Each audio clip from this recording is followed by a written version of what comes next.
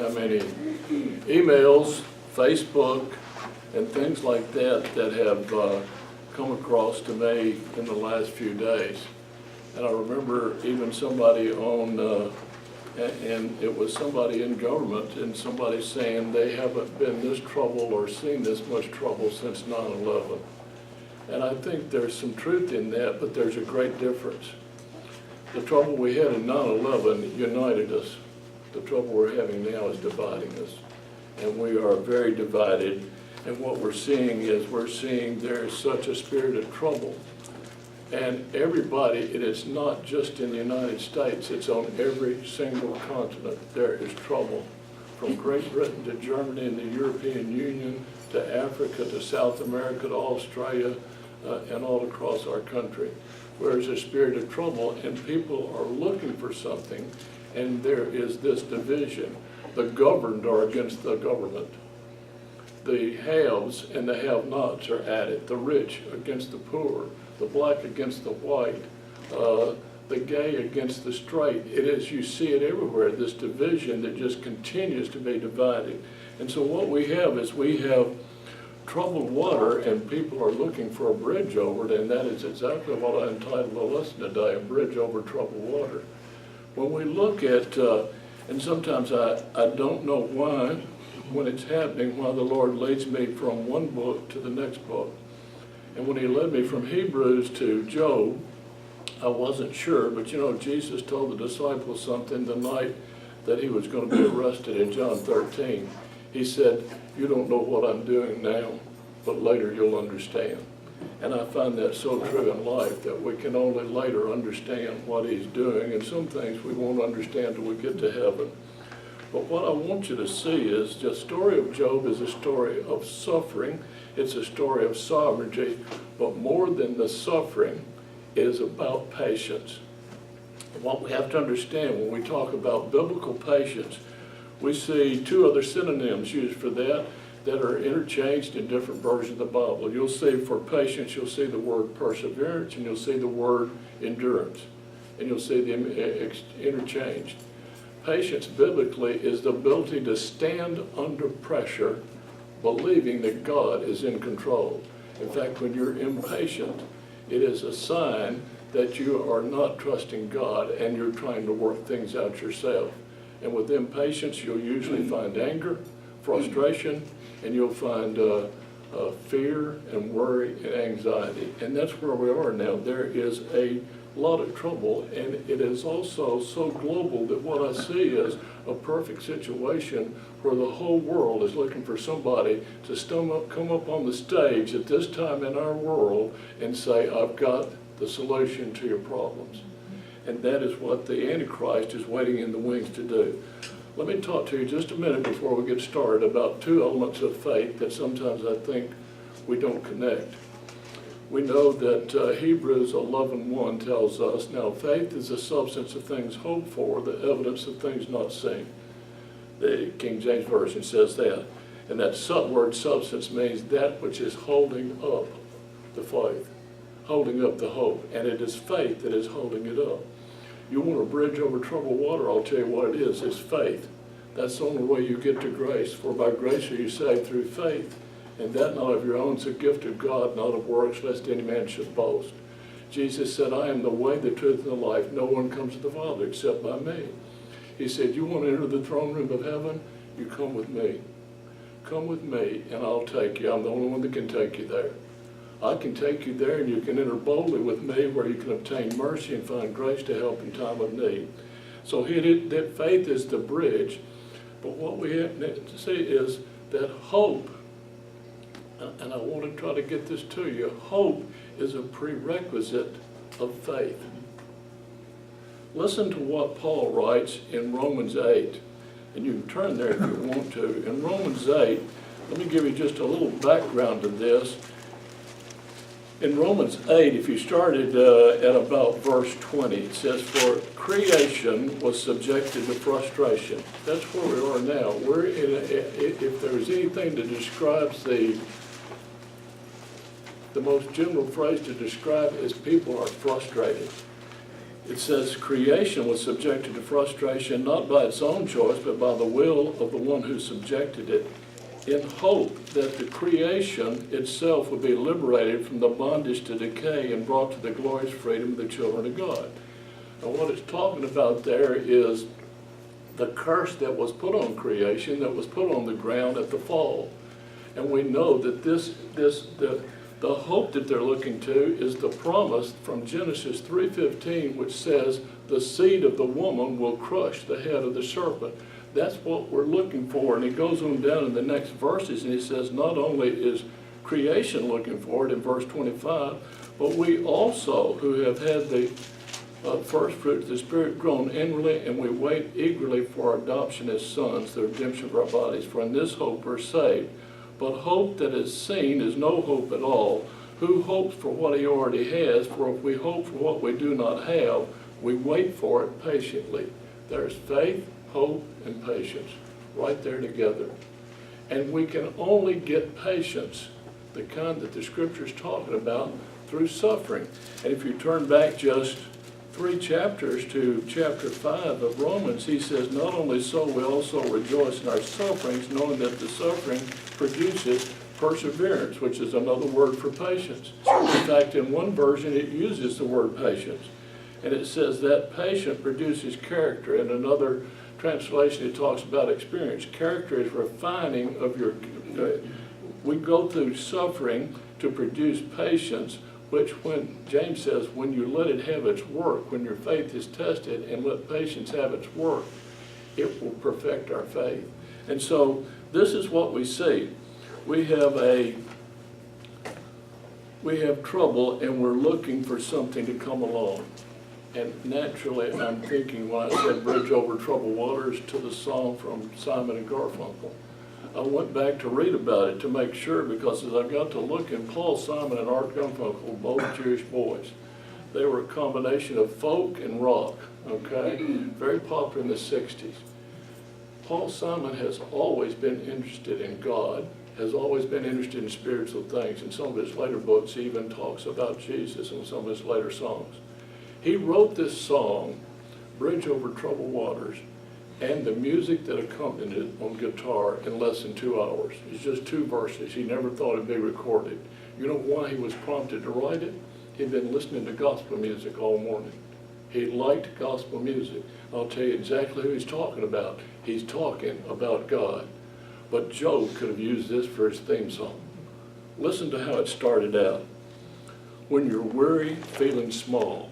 The first chapter of Job told us that Job was the greatest man in the East, and he's been brought to nothing. You can imagine how exhausted he is, how weary he is, having been drained emotionally, physically, covered in boils. Said, when your tears are in your eyes, I'll dry them all. I'm on your side when times get rough and friends can't be found. In fact, I think Job would wish these 3 friends would disappear. He says, but like a bridge over troubled water, I will lay me down. Who laid himself down for us? The Lord Jesus. Why? To build a bridge across that chasm, and he built it, the carpenter of Nazareth, with an old rugged cross and a handful of nails. He said, this is the bridge. And when the bridge comes under testing, it is patience that allows us to hold up. Patience undergirds our faith. Patience measures our faith. It says, we'll wait on you, God. We'll wait on you because we know you're in control. We know you're in charge. And we know we're not a victim of circumstances. Oh, do we? Are we a victim of circumstances? Is what happens, is it collateral damage? Is it inconsequences? Is it the consequences of other people's actions? If God is sovereign, this cannot be so. Nothing can come into our life that he's not allowed or decreed. And so we're not a victim of circumstances. And we're acting sometimes like victims. We're frustrated. Listen to the next line. When you're down and out and you're on the street, where is Job sitting? He's sitting at the dump. He has lost everything. He is down and out as you can get. When evening falls so hard, I will comfort you. I will take your part when darkness comes and all pain is around. When did Jesus take our part? He took our part at Calvary. You know what it says when you read the account of the crucifixion? It says it was about the 6th hour, and darkness fell over the land until around the 9th hour, when he said, "It is finished. Into your hands I commit my spirit." That's when he took my part, when darkness fell. He built a bridge over troubled water. And so let's take a look at what's going on here in Job. And we're going to go to chapter 8 of Job and begin to look at this second person. I didn't like Eliphaz. I despise this guy. He is just, in today's vernacular, a jerk. He is brutal to the point, he's blunt to the point of being brutal. His name is Bildad. And he comes along, and let me just take you through what he says. See, these guys, Eliphaz, Bildad, and Zophar, the only way they know to build a bridge that they're trying to construct is a legalistic bridge where they keep the law. It's a bridge of self-righteousness. And it scares them to death that these things are happening to Job, and it's not Job's fault. And so here's what Bildad comes along and says. Watch what this guy says. Then Bildad the Shuhite replied, "How long will you say such things? You are a blustering wind." Here's Job. Can't be over a week after he's buried his 10 children. Lost all of his possessions. Is covered in boils. Every one of his servants, but if I read right, but 2 have perished. He's lost everything. His wife has cursed him and said, not cursed him, she said, "Why don't you curse God and die?" And this guy says, "Job, you are full of hot air." What a comforter he is, right? Then he says, let's look at God. He's going to ask him to look at God. We're going to look up at God. He says, does God pervert justice? Does Almighty God pervert what is right? And then watch what he does. This is so brutal. He says, when your children sinned against him, he gave them over to the penalty of their sin. You see, to accept God's sovereignty when things are bad is very difficult. And what we're going to see is in life, Jesus told us we're going to have trouble, but he said, "Rejoice, I've overcome the world." But what we see is, and it's been happening since the fall in the Garden of Eden, it appears to me that the various tests and trials we go through are primarily in 3 areas. They're in relationships, they're in our finances, that is our needs, and they're in our health. When you listen to our prayer requests, most everything you hear is about relationships and health. We don't like to talk about our finances in front of other people. But all of us have a concern at some point. If you have a lot, you wonder if something's going to happen to it. If you don't have a little, you wonder if something's going to happen to it. And so what we see is these are the same 3 areas that Job has been hit in. All of his finances are gone. He has lost 10 children, all of his children, 7 sons and 3 daughters. Can you imagine that? And now he's covered in boils. He has been hit with a trifecta. It is unbelievable. And now then this man says, your children have died because of their sin. He has stuck a dagger in his heart, and he has turned it and twisted it. And what he's saying is, this is happening because of your sin and your children's sin. He said, can God pervert justice? God is almighty. He is right. And he is combining some truths, but it's incomplete. God is holy and he is just, but he is loving and merciful. And I love a verse because it refers really to Calvary when it says, this is how his holiness and justice are joined with love and mercy. Psalm 85:10 says, mercy and truth have met together. Where did they meet together? At Calvary. What did they do? Righteousness and peace have kissed. Psalms 2 says, kiss the Son while you can, lest he be angry. And so, at Calvary, here's what happened. Jesus died for the sins of the world. So the righteousness of God was vindicated. Sin was judged. The penalty of death was applied. But at the same time, his love and mercy was demonstrated. You know what God did at Calvary? God was just, but he was also the justifier. And he gave up his only son to die in my place. Which means since God the Father and God the Son are one and the same, he gave up everything. He gave up everything for us. In the story of the prodigal, you know what the father did? When the second son asked for his money, his portion, he gave it to him. You know what he had to do also at the same time? By custom, he had to give the rest of it to his elder son, which means he had to dispose of himself everything. It lessened his whole estate when he gave the younger son his part, and then when he gave the older son the double portion, the father had nothing. You know what that's a picture of? Your Heavenly Father. He gave up everything for us. He gave up everything for us. And so he goes on to the next one and he says, you look at the Father, verse 8, he says, let's look back at our patriarchs. Let's look back at the forefathers. He said, let's find out what they learned. And I'll tell you, we could do well to go back and look at our forefathers. He says, we were only born yesterday and know nothing, and our days on earth are but a shadow. Will they not instruct you and tell you? Will they not bring forth words from their understanding? Now, what we have to realize is when we got saved and we got justified, we began a journey of sanctification where our revelation of God was progressive. And the whole Bible, from the Old Testament to the New Testament, is a progressive revelation of God. And these people in the Old Testament have sometimes incomplete picture of God. And what we see is, in fact, Hebrews 1 told us, it said, in latter days, God revealed himself through the prophets through various ways. But in the last days, he has revealed himself through the Son, who is the exact radiance of God. And so what we see is they have an incomplete picture, but I wonder how he could overlook one of the most famous stories they had in the book of Genesis, covered a third of it, the story of Joseph. Joseph was an innocent man who was placed in a dungeon for maybe up to 10 years for a crime he didn't commit. Justice was perverted there, but God allowed it. It's interesting to me that Joseph maybe spent up to 10 years in a dungeon to get him ready for the palace. Moses grew up in the palace, but God had to send him into the desert for 40 years to get him ready to do what he wanted to do. God knows what he's doing. He doesn't need any advice from us. And what he wants us is he wants us to trust him with all our heart and not lean on our own understanding. Martha and Mary made the request known very simple. Now, I know what they thought. They thought Jesus would drop everything and come.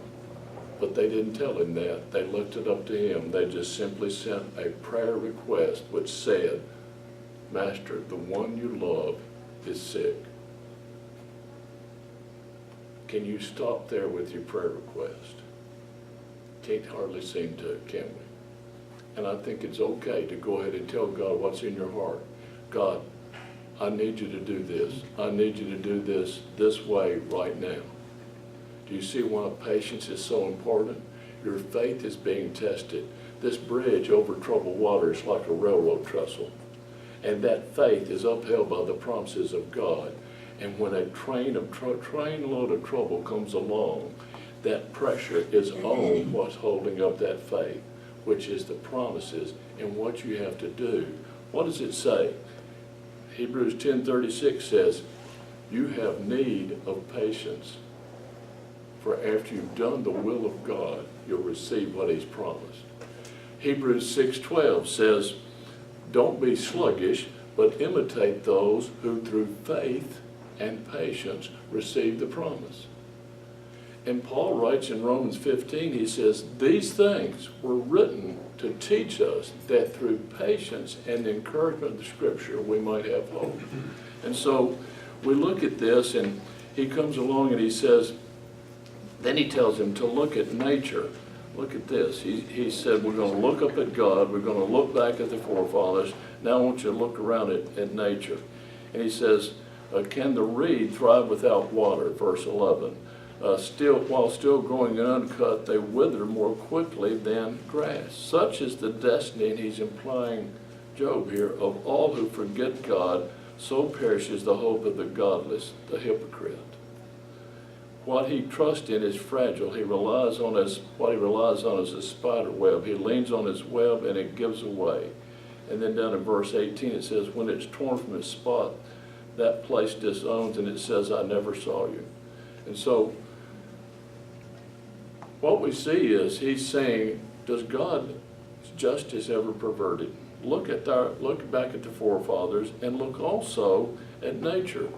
God has to uproot, just like you have to uproot the weeds and the thorns, which came as a result of sin. And what's being uprooted in your life, Job, is because of your sin. So what does Job do? Job in chapters 9 and 10 replies to him. And Job asked 3 questions rhetorically in 9 and 10 that he is not really looking for an answer for, and he's just saying, this is my problem. He says, how can I be righteous before God?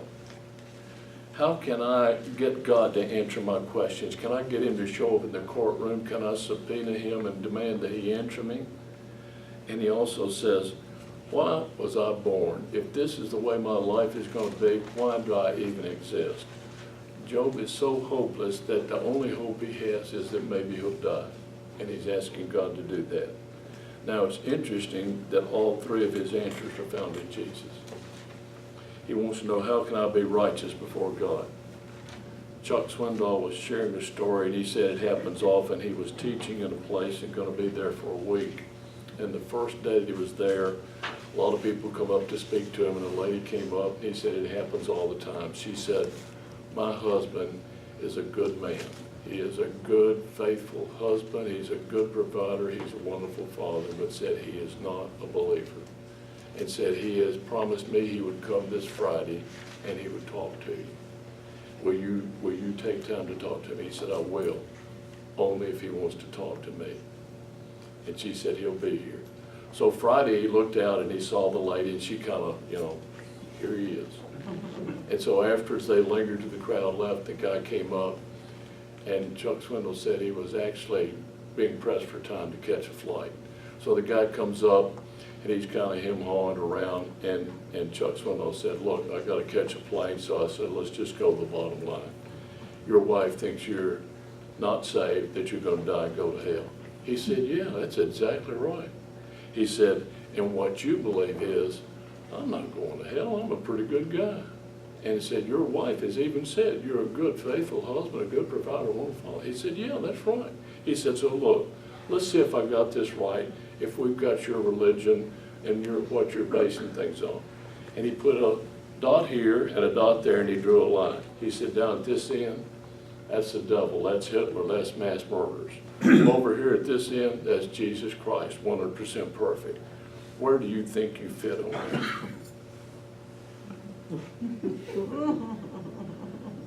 He put it there. He said, well, it looks like you're somewhere between 70 and 80%.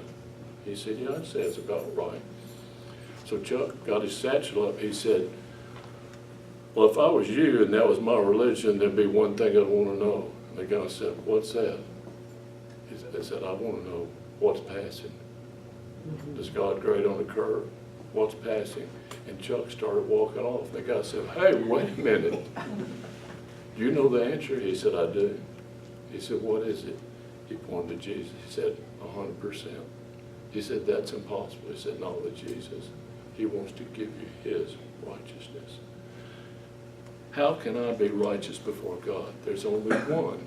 There's one who is the go-between. That's why he said, I am the way, the truth, and the life. He is the one who's going to build a bridge for you.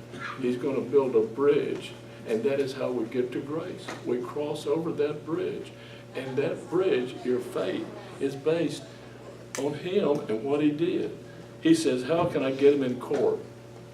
You don't go to court. You let Jesus appear for you. He is your advocate. He says, but here is, what was I born? What purpose is there to my life if this is all I have? Let me die. Job could not understand what God was doing. And this is the hard part. Do you realize it is important sometimes for you to not know what God is doing? It is important for you to know, and I can't tell you how many times I've had to tell my wife when she asked me, why isn't this happening? I would say, I don't know. I don't know. I don't know why it's not happening. I don't know what could be the problem. I have searched and searched, and I cannot understand why it hasn't happened. But what is happening is this is where your faith is tested and grows stronger. And God has promised never to place more on you than you can bear, but will with it make a way for you to escape. He is showing you where your patience is lacking. And it's very easy usually for you to know that, because impatience is something we recognize immediately. And what happens is you begin to lose your joy, and you begin to become fearful and anxious and worried and angry at God because he's not responding the way you want to. Martha and Mary were angry with him. Lord, if you had been here, our brother wouldn't have died.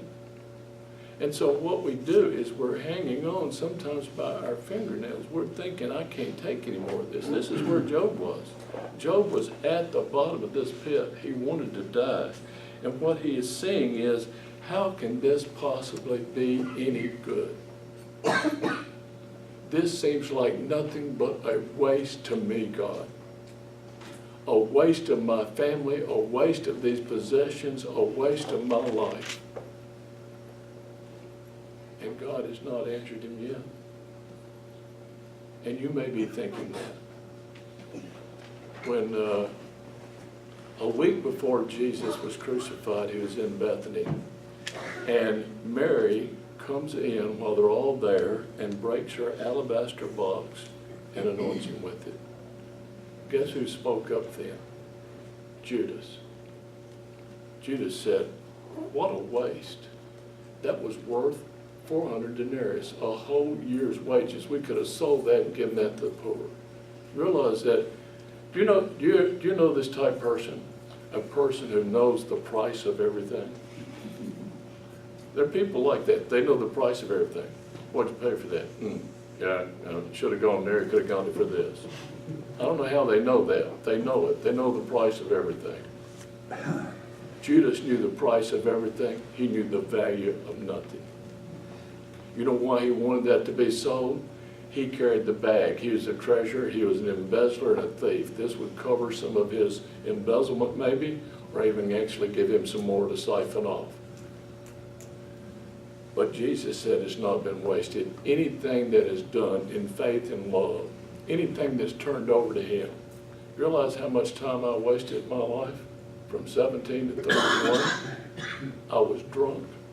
I wasted an opportunity to get a college education. I wasted so much time and so much energy and so much of my parents' money. And it would bother me. But you know what the Bible tells us? God doesn't waste anything. When you come to him, he can restore what the cankerworm has taken. And what did he do? You see, this happens to all of us. I was born into my parents' story. That's where we're all start. I was born into my parents' story, which included their parents, my grandparents. And at some point, probably about the time you get to be a teenager, you feel like you've come into a movie in the middle of it and you don't know what's going on. And you begin to start to search. And that's what happened to me. And Macbeth came to this boat, and Job is just about there. Remember what Macbeth said? He said, life is a tale told by an idiot, full of sound and fury, signifying nothing.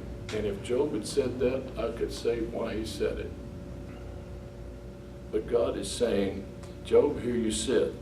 You buried 10 children. Your wife told you to curse me and die, which that was Satan trying to get him to do his work. He's now using the 3 friends and said, now you're covered in boils. And he said, Job, you wouldn't believe this if I told you right now. But said, I've got you exactly where I want you. Because here's what we're fixing to do. God uses terms like that. We're fixing to do something. We're fixing to shut the mouth of the devil. Because I know your heart, and I know what I know, and I know the truth, and he doesn't. And we are going to shut the mouth of the devil before 10,000 times 10,000 angels who stuck with me when a third left. We're going to shame him, and he's going to leave here. But also, this story will be told for 3,500 years. And people will look at it, and they will say sometimes, well, compared to Job, my problems maybe aren't that bad. Well, here's what we know. God uses adversity to get our attention. He does. He uses it to lead us to examination. He uses it to change our behavior. James says, brethren, count it all a joy. He's talking to us. He says, Christians, listen up. Count it all a joy when you fall into various trials and tribulations, knowing that the testing of your faith worketh patience, and that patience, when you let it have its way, will create a stronger faith, a deeper love, and more confidence in me. You see, patience, let it have its perfect work, and you'll be complete, lacking nothing. He is saying here that what I'm doing is teaching you to have the ability to stand up under pressure, to not give in, to keep on. And so when it comes across there, God tests our faith, and our patience shows our level of faith. When you get to where you are weary and feeling small, because I'll tell you why you're weary, and that's one of the reasons. Can't you see that when you're weary is when you want God? He says, come unto me, all you are weary and heavy laden, I'll give you rest. He says, I'm the way, the truth, and the life. Peter says he's given us everything we need for life and godliness through our knowledge of him, and guess where we get to know him? In the test of life, in the hard places. And so I love this last one because it tells us two things. One tells us patience is active. It says, run the race with patience. But also from Psalm 27, I would have lost heart. Hope lives in the heart. I would have lost heart unless I had believed I would see the goodness of the Lord in the land of the living. Wait on the Lord, be of good courage, and he shall strengthen your heart. Wait, I say, on the Lord. Surrender all to him, depend on him, trust him, wait on him. Be patient. Patience is what supports your faith. Let me get our list and close with this prayer.